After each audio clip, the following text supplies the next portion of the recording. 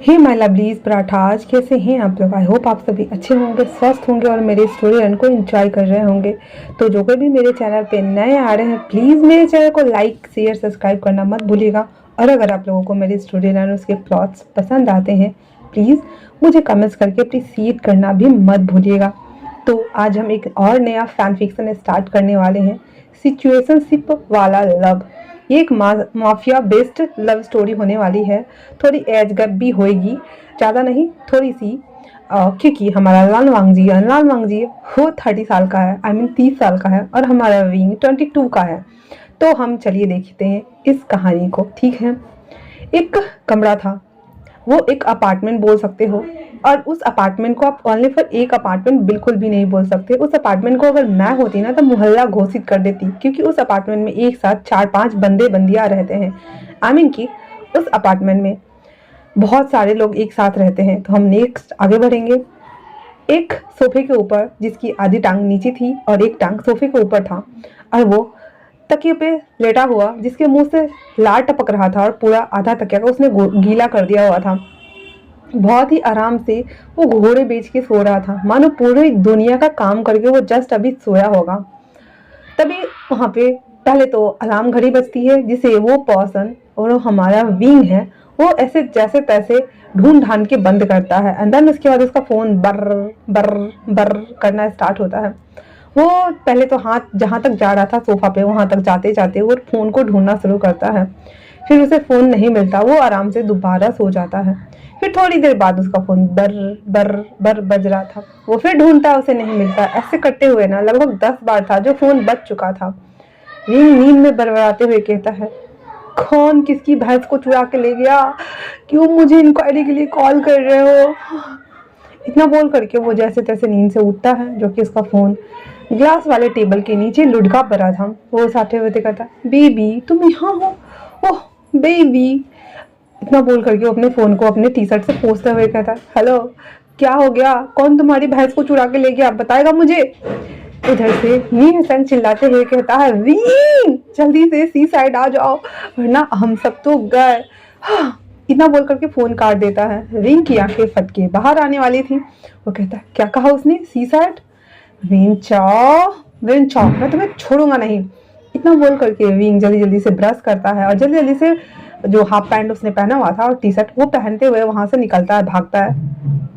जल्दी जल्दी एक जूता उसने पैर में घुसाया था और दूसरा जूता के डोरी को अपने मुंह से पकड़े हुए दौड़ते हुए जा रहा था। लोग उसे आधा पागल ही बोल सकते हैं, क्योंकि एक जूता के डोरी को उसने मुंह में लटका रखा था और दूसरा जूता वो उसको पैर में घुसा के कूदते कूदते उसको बांधते जा रहा था। फिर दूसरा सड़क पे आने के बाद उसको पहनता है एंड देन कूदते कूदते उसको भी बांधते हुए ठीक करता है और उसके बाद वहां से भागना शुरू करता है। भागते भागते वो सी साइड पे आता है और कहता है, हाँ, मैं आ गया। नहीं ऐसा, कहाँ हो तुम। फिर देखता है जहाँ बीच में एक नेट लगा हुआ था और कुछ लोग इस साइड थे और कुछ लोग उस साइड थे और बहुत सारे लोग चीयर कर रहे थे, नी हिसांग नी हिसांग, जांग चेंग, बिन चाओ वेन रॉन, ऐसे करके सब चिल्ला रहे थे। विंग कहता है, अब क्या पंगा लिया इस भुट्टे ने।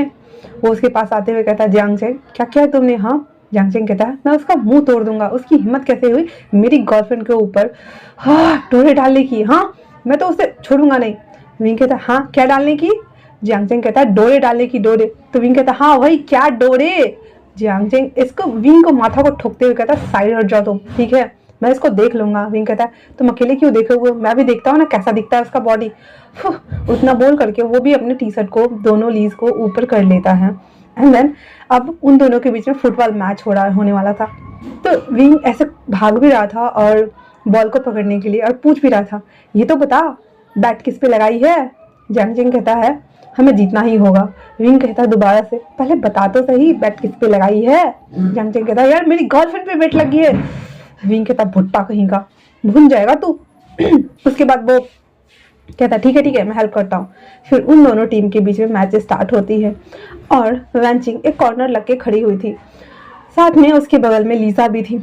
अब वो दोनों वहाँ पे लगे खड़े हुए थे और टेंशन में लग रहे थे। एक तो अपने नाखून को चबाए जा रही थी और लीसा वो तो बस एक टक बिना पलक झपकाए दोनों को देख रही थी। मैच बराबरी बराबरी का चल रहा था, एक गोल होना था। विंग जो कि साइड किक लगा करके ऐसा मारता है कि गोल सीधे बाउंड्री बाहर जाती है और विंग की team I mean Jiang Cheng, Ni Hussain, wing तीनों जीत जाते हैं। उसके बाद लीसा और वेंजिंग भाग करके आती है, कहती है ये तुमने बचा लिया मुझे, थैंक गॉड, वरना मेरा क्या ही होता। और सभी कूद रहे थे। उसके बाद वो लोग चड्डी खोल करके आई मीन नी हुसैन और जियांग चेंग और विंग, बड़ा वाला वो लोग हाफ पैंट पहने हुए थे, निकर निकर उतार कर चड्डी दिखा रहे थे पीछे से उन लोगों को, देखो मेरा पिछवाड़ा, देखो देखो, ऐसे दिखा रहे थे और दांत फाड़ रहे थे। उसके बाद वापस ये पांचों एक साथ गले मिलते हुए कहते यस हमने कर दिया। अब थोड़ी सी वैनचिंग रोते हुए कहती है हाँ जियांग चेंग, मैं तो डर ही गई थी, हाँ, वरना क्या होता वो मुझे ले जाता तो। जियांग चेंग उसको गले लगते हुए कहता हलवा है क्या, कोई भी उठा के ले जाएगा, चलो भी। इतना बोलकर वो जब जा रहे होते तो विंग के पास ना बहुत सारे लड़कियां आकर के उसे कार्ड देना शुरू कर दी है। विंग सबसे कार्ड ले रहा था, फूल ले रहा था और सब कुछ ले रहा था, क्योंकि विंग बहुत ज़्यादा टैसिंग है दिखने में, वो सभी कुछ ले रहा था। उसके बाद कहता है मैं क्या करूँ इन सब कार्डों का। फिर कहता नहीं सर ये लो, इसमें कुछ चॉकलेट भी है, लेके चलो मैं आता हूँ। तो जियांग चेंग कहता है क्या तुम हमारे साथ नहीं चल रहे हो। विंग कहता है कहाँ मैं तुम दोनों के बीच में कबाब में हड्डी बनूँ, जाओ भी। और निहिसंग ये सभी चीजें रूम पे लेके जाओ, ठीक है ना। निहिसंग कहता है यस बॉस। इतना बोल करके वो तीनों वहां से चले जाते हैं। लीसा उसके पास आते हुए कहती है तुम क्या नहीं जाने वाले हो। विंग कहता है लीसू तुम जाओ ना, मैं आता हूँ बाद में। तो लीसू कहती है वैसे भी मुझे एक अपॉइंटमेंट मिली है तो मैं जा रही हूँ, ठीक है ना। विंग कहता है बाय बाय, ठीक है। उसके बाद विंग वहां से जाकर के सीधे एक बड़े से पत्थर के ऊपर बैठा हुआ था। समुद्र में जो बड़ी बड़ी लहरें पत्थर को आके छू रही थी, उन सभी दृश्य का वो आनंद ले रहा था। किस तरह से पानी की बड़ी बड़ी लहरें हिलकोरे लगा रही थी, पत्थर को छू के जा रही थी और वो वहां बैठा था। वहीं उसी के जस्ट बगल में एक और शख्स खड़ा था जो कि बहुत ही ज़्यादा शांत था, और ये हमारा लानवांग जी था जो कि अंडरवर्ल्ड में माफिया डॉन के नाम से जाना जाता था, और ऐसे फैशन इंडस्ट्रीज में इसे लानवांग जी के नाम से जाना जाता था। फैशन इंडस्ट्रीज का किंग बोल सकते हैं इसे। यहाँ पे मिनटों में किसी को वो अप्रोच कर सकता था और मिनटों में किसी को वहाँ से हटा सकता था। हर तरह के काले धंधे और हर कंधे को अपनाने वाला शख्स आज अपनी गहराई में डूबा हुआ उसी विंग से कुछ हाथ की दूरी पे खड़ा था, और उन दोनों ने अभी तक एक दूसरे को देखा भी नहीं था। वांगजी भी उसी विंग के जैसे ही समुद्र को देख रहा था, जो कि कितनी ज्यादा विशाल गहरी, जिसमें अगर उतरो तो आपको था न मिले, उस अथाह समुद्र को लानवांगजी देख रहा था। तभी उसके पास एक कुछ बंदे आना शुरू कर देते हैं। वांगजी जब पलटकर देखता है तो वो बंदे जो थे वो उससे क्रॉस करते हुए विंग के पास चले जाते हैं। विंग जो कि पत्थर पे बैठा हुआ था, तो जो हमारा विंग चाओ और विंग राव था वो कहता है हे विंग के बच्चे यहाँ आओ तुम। विंग कहता क्या हुआ है। हाँ बेंचा उसको ऐसे ना हॉकी वाले स्टिक्स नहीं होते वो दिखाते हुए कहता है तुम बहुत उड़ रहे थे ना, इधर आओ मैं तुम्हें सबक सिखाता हूँ। तुम्हें पता है मैं कब से उसके पीछे पड़ा हुआ हूँ और तुमने अपने फ्रेंड को जिता दिया, तुम्हें तो मैं छोड़ूंगा नहीं। विंग कहता है दूर रहो मुझसे, दूर रहो, समझे ना। इतना बोल करके वो उस पत्थर पर से ना कूदना शुरू करता है, क्योंकि बड़ा पत्थर था, छोटा छोटा पत्थर था। वो कूद करके कभी इधर जा रहा था कभी उधर जा रहा था। वांगजी ना वहीं पे खड़ा होकर ये तमाशा देख रहा था। मतलब कह नहीं सकते ज्यादा दूर नहीं थे वो लोग, लेकिन वांगजी देख पा रहा था ये सब। विंग भागते भागते उसके पास आ जाता है और कहता है बचाओ मुझे, बचाओ बचाओ। और वो ना वांगजी के पीछे से ना ऐसे उसके कोट को पकड़े हुए था। वांगजी जिसको मतलब अजीब लग रहा था वो कहता है तू रहूं मुझसे, समझे ना। विंग कहता है बाद में मुझे डांट लेना, पहले इसे बचा तो लो। वांगजी उसको एकटक घूर के देखता है एंड देन फिर उन तीनों को देखता है, जहाँ पे विन राव और विन चाओ, विन राव और उसके कुछ और एक दो फ्रेंड्स थे। तो वांगजी कहता है इससे दूर रहो वरना अच्छा नहीं होगा तुम्हारे लिए बच्चे। विन जो चाओ था वो कहता है ओह अंकल मैं तो डर गया, प्लीज आप साइड हटेंगे, मैं इसे लेने आया हूँ, इसने मेरे गर्लफ्रेंड के साथ नाइंसाफी की है। विंग कहता तुम चुप रहो, ठीक है ना। तो तुम्हारी गर्लफ्रेंड नहीं थी वो मेरे फ्रेंड का गर्लफ्रेंड है और तुम उसे अपना कह रहे हो, जाओ यहाँ से जाओ। फिर वो कहता sir please please please please please मैं आपके हाथ आगे हाथ जोड़ता हूँ, बैक करता हूँ, प्लीज मुझे बचा लीजिए, बाद में मैं आपको कॉफी पिला दूंगा, प्रॉमिस प्रॉमिस। वांगजी उसको वापस से घूरता है, क्योंकि वो जिस तरह से एकदम इनोसेंट फेस के साथ में वांगजी से बैक कर रहा था। वांगजी उसको कुछ नहीं कहता एंड देन उन लोगों को डराना शुरू कर देता है।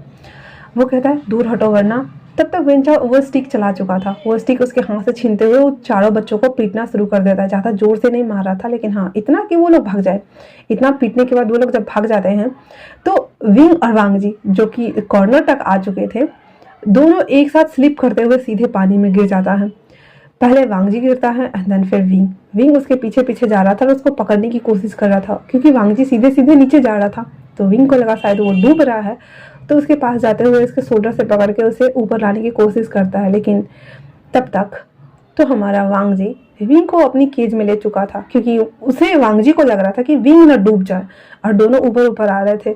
अब विंग को डर लग रहा था, क्योंकि वांगजी अपनी आंखों को खोल रहा था, बंद कर रहा था और विंग को देख रहा था। वो अब विंग को डर लग रहा था कि इसे तैरना वरना शायद नहीं आता है इस अंकल को, और ये डूब गए तो हो गया। तो फिर वो उसके चेहरे को ऐसे थपथपाता है कि आंखें खोलो आंखें खोलो, बट वांगजी ऐसा नहीं कर रहा था। वो विंग को प्रोटेक्ट करने के लिए उसे ऊपर कर रहा था। तभी विंग उसके लिप्स को कैप्चर करके उसे किस करना शुरू कर देता है, ताकि उसे ऑक्सीजन मिल सके, और धीरे धीरे करके वो ऊपर आ रहा था। हालांकि पुश वांगजी कर रहा था और विंग दोनों साथ में। उसके बाद विंग जैसे तैसे करके वांगजी को ऊपर लेके आता है, क्योंकि वांगजी बहुत सारा पानी पी चुका था उस किस करने के दौरान, और अब सच में वो बेहोश हो चुका था। ऐसा नहीं था कि वांगजी को तैरना नहीं आता था, पर विंग को वो देख रहा था, जिस वजह से वो भूल ही गया था कि वो पानी के अंदर है। वांगजी को ऊपर लाने के बाद, जैसे तैसे किनारा पर लाने के बाद, उसके छाती को ठोकना शुरू करता है। वो उसे ऐसे पंप दिए जा रहा था, लेकिन वांगजी जो था वो होश में नहीं आ रहा था। विंग दोनों हाथ का मुट्ठी बनाकर एक बार उसके छाती पे ऐसे मारता है बहुत जोर से, और वांगजी उसको ऐसे ना जितना पानी था वो सब करके निकाल कर फेंक देता है। विंग दोबारा से कहता है, हेलो अंकल सर, आप सुन पा रहे हैं मुझे? वांगजी अपनी आंखें खोलता उससे पहले दोबारा से विंड्रा आ गया हुआ था। तो विंग कहता, सेट, ये पागल अभी आने थे इन लोगों को, और वहां से 9-2-11 हो जाता है। उसके जाते मात्र ही वांगजी को होश आता है, और वो अपने आप को अकेला वहां पाता है जहां वो लेटा हुआ था। वो देखता है, पहले तो उठ के बैठता है, फिर जब उसे याद आता है कि उसने पानी में किसी को किस किया, तो अपने लिप्स पे हाथ रखे हुए था और कहता है, मैंने किसको किस कर लिया, और वो कौन था? इतना बोलना हुआ ही था, तभी वहाँ पे वांगजी के बहुत सारे गार्ड्स और गुंडे आ गए थे वांगजी को ढूंढते हुए, क्योंकि पानी में गिरने की वजह से वांगजी का फ़ोन के लोकेशन ऑफ हो गया था। तो उसके गले में जो पिंडेड था उस लोकेशन से उसने ट्रेस किया एंड देन वहाँ पे आया। जब वांगजी वहाँ पे बैठा हुआ अपने लिप्स को सहला रहा था, तो सीचन उसके पास आते हुए कहता है, वांगजी वांगजी। वांगजी कहता है, जी गगा। सीचन कहते, क्या हुआ है तुम्हें, और ऐसे क्यों बैठे हुए हो वहाँ? वांगजी कहता है, कुछ नहीं गगा। फिर वो चुप हो जाता और कहता है, हाँ चलिए। सीचन कहते हैं, आश्चर्य वाली बात है, तुम तो स्विमिंग में एथलीट थे ना, तो तुम पानी में डूबे कैसे? हाँ। अब वांगजी कुछ नहीं बोल रहा था। सीचन पीछे से अपना सर हिलाते हुए कहता है, पता नहीं किस पागल या पगली ने इसे दुआओं में मांग रखा है, ना खुद मिलने आ रहा है, ना किसी और का होने दे रहा है। पता नहीं क्या ही होगा मेरे साधु सन्यासी भाई का। कभी कोई लड़का या लड़की से पसंद भी आएगा, कोई तो आ जाओ। इतना बोल करके वो उसके पीछे हो लेता है। जब वो उसके पीछे आ रहा होता है, वांगजी अभी भी अपने लिप्स को टच कर रहा था। वो चुपचाप से अपने बहुत बड़ी मर्सिडीज बेंज कार में जाके बैठ जाता है, और वहाँ से कार का काफिला मैंसन के लिए निकल जाती है। इतना बड़ा मैंसन था, वो पहाड़ों के ऊपर बना हुआ था। वहाँ पे जाने में कम से कम 4 घंटे लगते थे। पूरी की पूरी गाड़ियाँ, जो कि 11 गाड़ियाँ थी, वो सभी आ चुकी थी। वो मैंसन इतना ज़्यादा खूबसूरत था कि उसका वर्णन नहीं किया जा सकता था। चारों तरफ हरियाली ही हरियाली थी, और बीच में एक बहुत बड़ा आलीशान बंगला। वो सब अंदर आती है और वांगजी के कार का डोर ओपन किया जाता है। एक तरफ से वांगजी उतरता है और दूसरी तरफ से सीचेन। वांगजी जो कि पूरा गीला था, वो अपने शूज को उतारता है और नॉर्मल स्लीपर पहन के घर के अंदर इन करता है। इन करने के साथ ही उसके अंकल उसे देखते हुए कहते हैं, वांगजी क्या हुआ है तुम्हें? वांगजी कहता है, कुछ भी नहीं अंकल, मैं अभी जस्ट आ रहा हूँ अपने रूम से। इतना बोलकर चुपचाप से वो अपने रूम में चला आता है। वो अपने रूम में आने के बाद शावर लेने के लिए अपने सारे कपड़ों को एक एक करके उतारना शुरू कर देता है। वो अभी पूरा नेकेड खड़ा था उस शावर में। जहाँ वो शावर लेता है उसके सामने और छत में बहुत बड़ा शीशा लगा हुआ था, जहाँ से वो ऊपर और सामने पूरा नेकेड खुद को देख सकता था। वांगजी अपने बॉडी के ऊपर हाथ फिरा रहा था एंड देन उस मिरर में खुद को देख रहा था। फिर वो धीरे धीरे करके अपने लिप्स पे वो हाथ ले जाता है और अपने आंखों को बंद कर लेता है। बंद करने के साथ ही वो वही इंसिडेंट्स याद करने लगता है जब विंग ने उसे किस तरह से उसके हेड को पकड़ के उसे किस करना शुरू किया था। वांग जी को विंग का लिप्स बहुत ही ज़्यादा सॉफ्ट टैम्पटिंग लग रहे थे, बहुत ही ज़्यादा सॉफ्ट। वांग जी जब ये सब सोच रहा था, अचानक से वो अराउज हो चुका था और उसका हार्ट बीट वेकअप हो चुका था। वो अपनी आंखें खोलता है और सबसे पहले नीचे उसकी नज़र जाती है, जो कि बहुत ही ज़्यादा टाइटन खड़ा था। वांग जी से देखते हुए कहता है, नो थ्रेट। ये क्या हुआ? आज तक नॉर्मली जब भी मैं किसी के बारे में सोचता हूँ या मैं किसी के साथ सेक्स करना करना चाहता या भी करता भी हूँ, तो मैं सेटिस्फाइड नहीं हो पाता हूँ।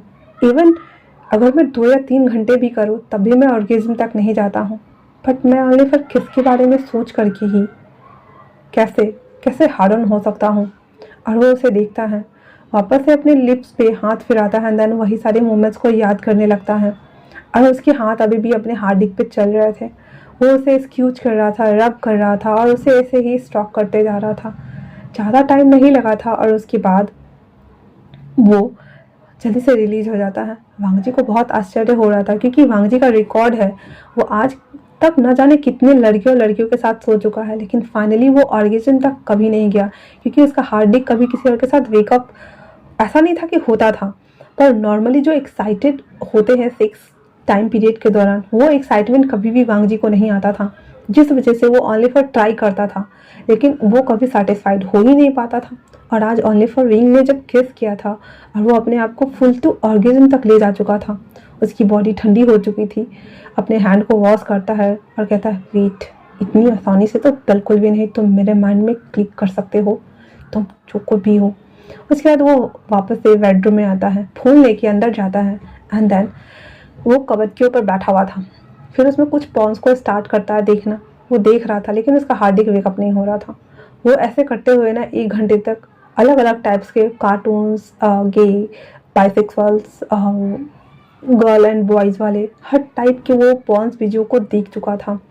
इवन उसने वो सारे क्लिप्स भी ट्राई कर लिए थे जो वो कभी किसी के साथ एटिमेट होता था या कुछ भी किसिंग सीन्स वगैरह, उसने हर हथकंडे को अपना लिया था, हर वीडियो क्लिप्स को वो चेकआउट कर चुका था।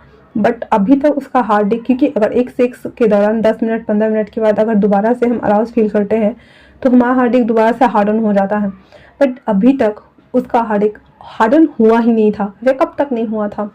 वो गुस्से के मारे अपना फ़ोन पटकते हुए कहता, आह नो, ऐसा कैसे हो सकता है? हाँ, फिर से नहीं, फिर से वही नहीं। वो फिर नहा वहा करके बाहर आता है और अपने सेक्रेटरी मिस्टर हानमिन को कॉल करते हुए कहता है, मेरे लिए एक कॉल्स का अरेंज करो अभी के अभी।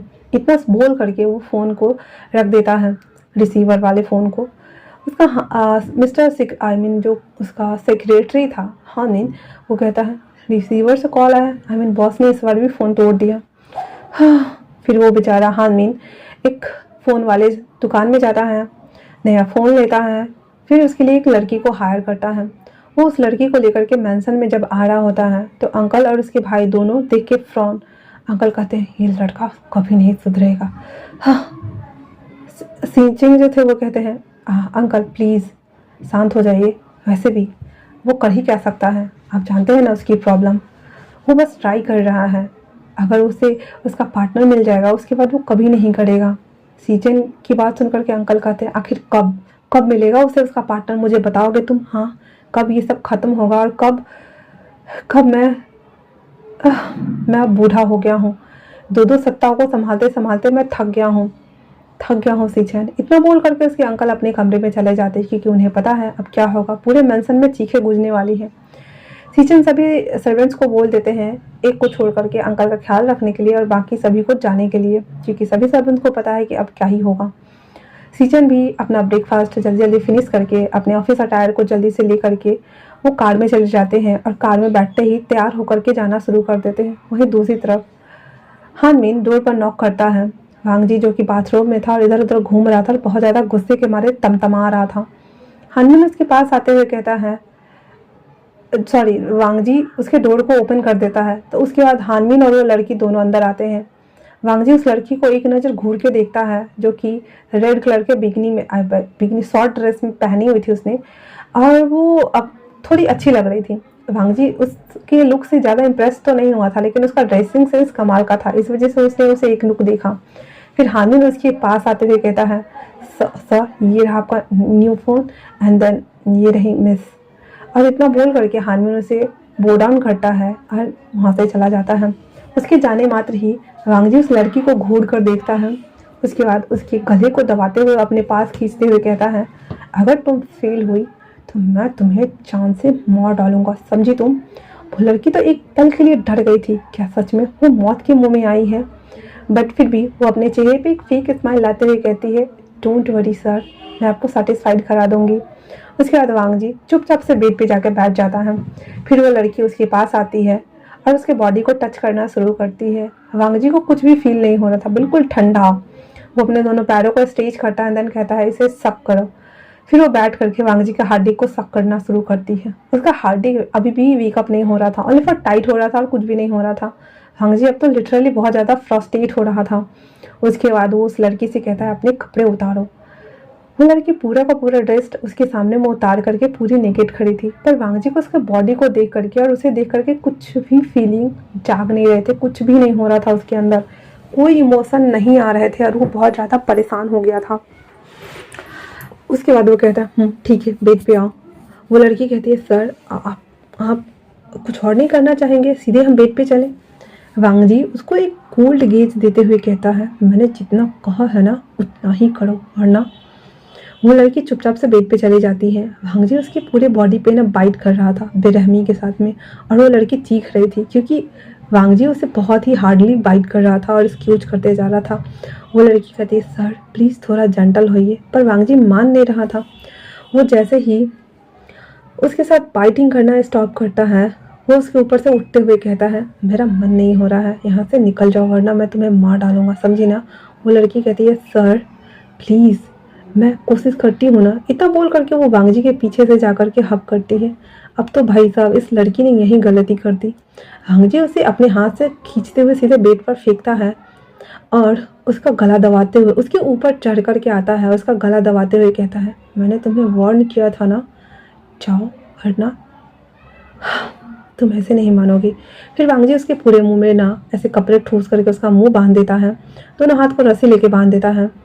उसके बाद उसके पैरों को बांध देता है, फिर अपने बातगौन को नीचे करता है और उसके साथ ना इंटीमेट होना शुरू होता है। हालांकि ना ही उसका हार्ड डिस्क वेकअप हो रहा था, ना ही कुछ।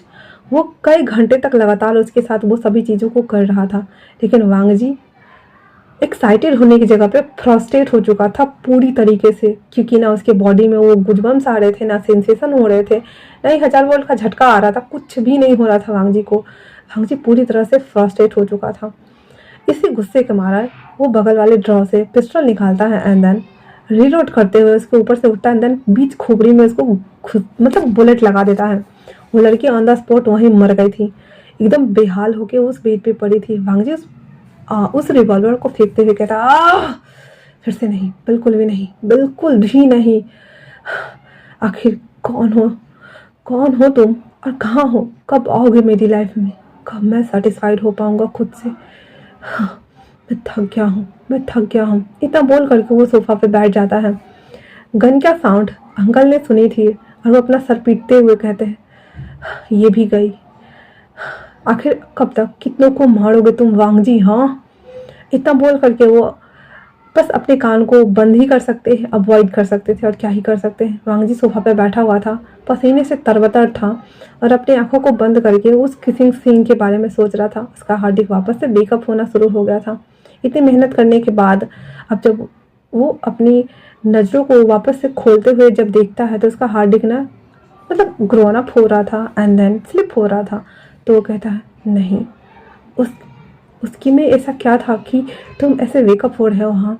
फिर वांगजी अपने हार्डी को अपने हाथ से ही ऐसे प्यार से पहले सहलाना शुरू करता है एंड देन वही सारे किसिंग सीन्स को कि किस तरह से वो पानी में उतरा, कैसे उसे किस किया। अब विंग को लेकर के वांगजी अलग इमेजिन कर रहा था कि उसे पैशनेटली पानी में ही पैशनेटली किस तो वो कर रहा था, पर वो उसके बॉडी को स्क्यूज कर रहा था, उसके बट को स्क्यूज कर रहा था और उसके लिप्स के साथ वो खेल रहा था, उसके टंग के साथ वो टंग फाइट्स कर रहा था। ऐसा करते हुए ना वांगजी रिलीज हो जाता है और उसके पूरे हाथ में ना स्पॉम्स भरा हुआ था। जब वो अपने हाथ को देखता है और अपनी कांपती हुई सांसों को जो उसको वो नॉर्मल कर रहा था, तो वो कहता है, वाह, कौन हो तुम, हाँ। कौन हो तुम? इतना बोल करके वो फ़ोन निकालता है और हानमिन को कॉल करते हुए कहता, हानमिन, सी साइड पे एक लड़का मुझे मिला था, उसके बारे में पता करो और हाँ, इस डेड बॉडी को ले जाओ यहाँ से। इतना बोलने के साथ ही वांग जी अपना कॉल कट कर देता है। हानमिन अपना सर पीटते हुए कहता है, ये 104 हुई।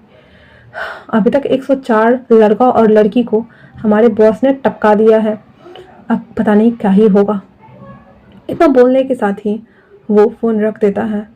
तो आज के लिए इतना ही। और आई नो मैं जानती हूँ बहुत सारे लोगों के ना दिल में ना खुजली और गुस्सा बहुत सब कुछ आएगा कि यार मैंने किसी लड़की के साथ वांग जी को इंटीमेट कराया, क्योंकि इस स्टोरी के लिए ये ज़रूरी था। और मैं दोबारा से बोलूँगी, 30 साल का लड़का सिंगल लाइफ तो जी नहीं सकता, अपने बॉडी को सेटिस्फाइड कराने के लिए कहीं ना कहीं तो यूज करेगा ही ना। और जैसा कि मैंने बताया, विंग के बारे में सोच करके ही हमारे वांग जी सेटिस्फाइड हो रहे थे, तो ओनली फॉर उसने बस ट्राई किया कि हाँ मैं इसके साथ सोता हूँ तो क्या मैं सेटिस्फाइड होता हूँ या नहीं, मैं ऑर्गेज़म तक जाता हूँ या नहीं। बट वो आज तक 104 को टपका चुका था और अभी तक ऑर्गेज़म तक गया नहीं था। 105 हमारा विंग है, पता नहीं क्या ही होगा जब वो लड़की बन के आएगा। वेट करना, और जैसा भी लगे आप लोग मुझे भर भर के कमेंट करना। तो नेक्स्ट मिलेंगे हम लोग, पर मुझे इसके रिजल्ट्स देखने हैं। अगर अच्छे नहीं आए तो मैं इसका सेकेंड पार्ट ही नहीं लाऊंगी, एंड देन मैं इसे वन शॉट बना के ख़त्म कर दूंगी। तब तक के लिए थैंक्स फॉर वॉचिंग।